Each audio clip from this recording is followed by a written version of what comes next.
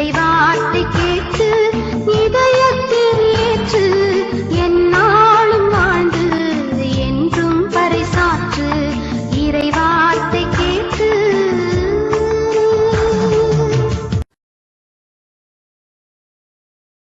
இயேசு கிறிஸ்துக்குள் பிரியமானவர்களே, அருமை ஆண்டவர் இயேசு கிறிஸ்துவின் பரிசுத்தமுள்ள திருப்பெயரிலே நல்வாழ்த்துக்கள், நல்வாழ்த்துக்கள்.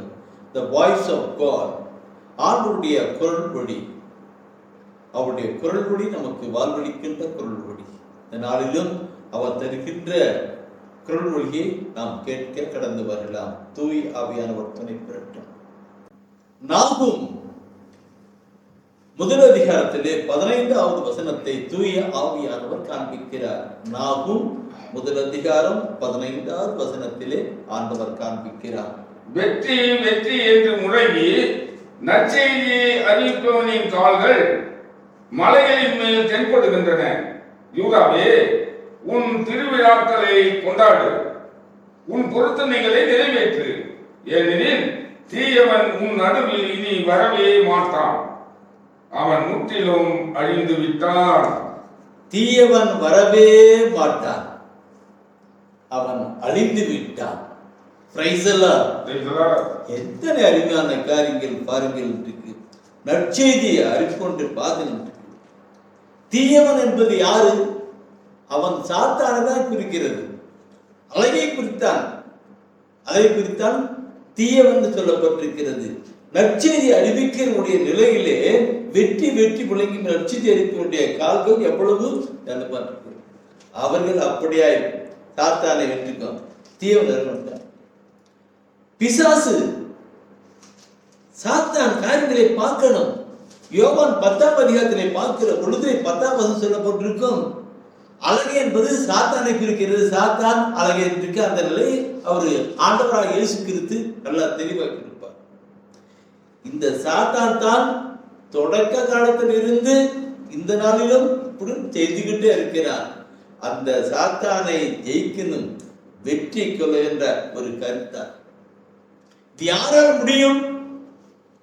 ஆண்டவர் இயேசு கிறிஸ்து நம்மோடு கூட இருந்து நம்மோடு செயல்பட்டால் முடியாது. 1 யோவானிலே 3ஆம் அதிகாரம் 8வது வசனத்திலே சொல்லப்பட்டிருக்கிறது. 1 யோவான் 3ஆம் அதிகாரத்திலே 8வது வசனம் சொல்லப்பட்டிருக்கிறது. அழகின் செயல்களை தொலைக்கவே மானிட மகன் வந்தார் என்று. அழகின் செயல்களை, சாத்தானுடைய செயல்களை, அந்த அழகின் செயல் சொல்லும்போது நான் அதிகமா சொல்ல தேவையில்லை. இந்த உலகத்துல பலவிதமான தீமையான காரியெல்லாம் பிசாசு தான் செஞ்சுட்டு இருக்கிறான். அழகின் செயல்களை தொலைக்கவே மானிட மகன் வந்தார் என்று. பிரியமானவர்களே, அந்த ஆண்டவராக இயேசு கிறிஸ்து தான் அந்த காரியங்களை தெரிந்து கொடுக்கிறார். அழகின் செயல்களை தொலைக்கவே வந்திருந்தது. நான் சொல்லுகிற பொழுது பார்க்கணும்.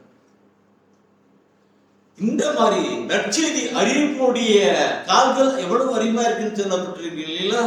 இந்த கருத்து ஆண்டவராக இயேசு கிறிஸ்து தன்னுடைய சீடர்களை அனுப்புகிறார். நற்செய்தி அறிவிப்புக்காக அனுப்புகிறார். அவங்களாம் போயிட்டு திரும்பி வராங்க.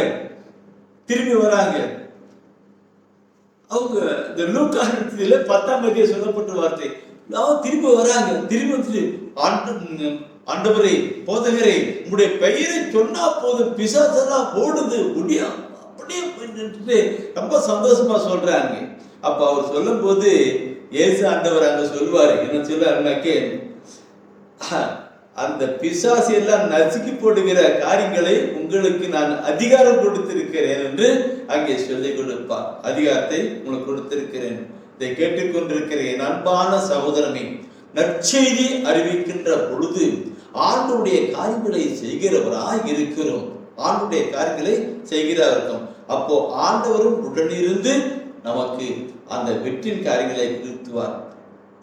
நற்செய்தி அறிவிக்கிற பொழுது தீயவன் வரவே மாட்டான். அவன் பெறுவான், செய்வான், ஆனாலும் அவன் அழிந்து விடான். அந்த வல்லமையும் கிருபையும் ஆண்டவர் தான் நமக்கு கொடுத்திருக்கிறார். இந்த நாளிலே நற்செய்தி அறிவிக்கிற நிலையிலே நாம் கடந்து போகலாம், ஜெபிக்கலாம்.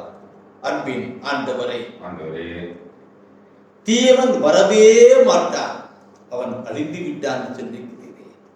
அப்படியாக இந்த உலகத்திலே பொல்லாத பிசாசன் செய்கின்ற காரியங்கள் எல்லாம் ஒப்புக் கொடுக்கிறோம் ஆண்டவரே. நீர்தானே அவனைக்கும் தூக்கி போடுகிற வல்லமையும் கிருபையும் எங்களுக்கு தந்து நடத்துகிறார்கள்.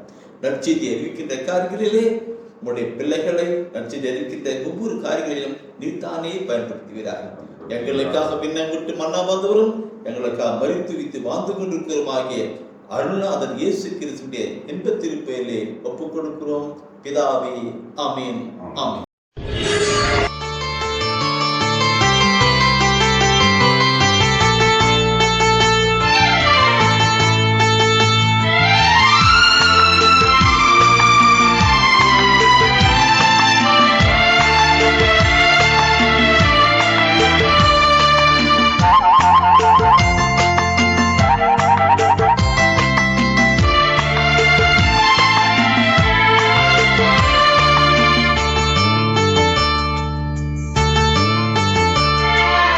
இறைவார்த்தை கேட்டு